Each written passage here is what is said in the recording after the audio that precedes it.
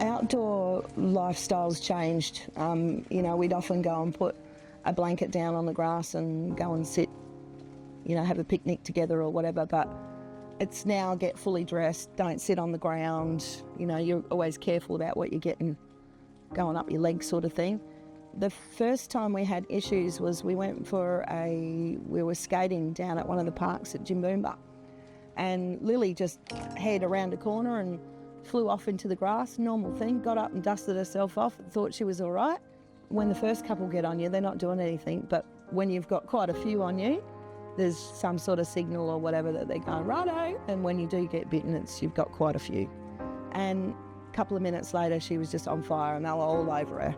So all up her arms and up at her neck, and she's had a few reactions to things before, and I was just worried that she was going to, start having anaphylaxis or something, but she was fine. But just the sheer amount of them was like, wow.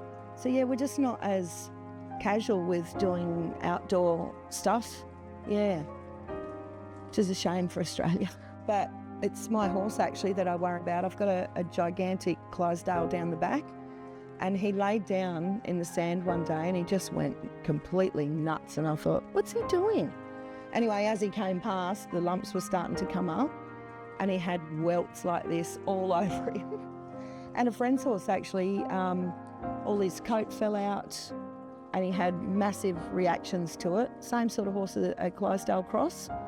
So I worry about him a little bit because there's not a lot of places that you could lay down there to have a kip that you're not going to get bitten.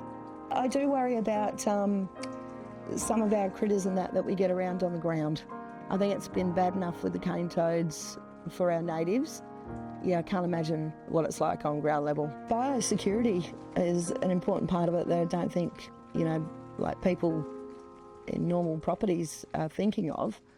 But basically, if you can't drag a ripper through the dirt or take your hay from one property to another, that's going to cause a lot of problems.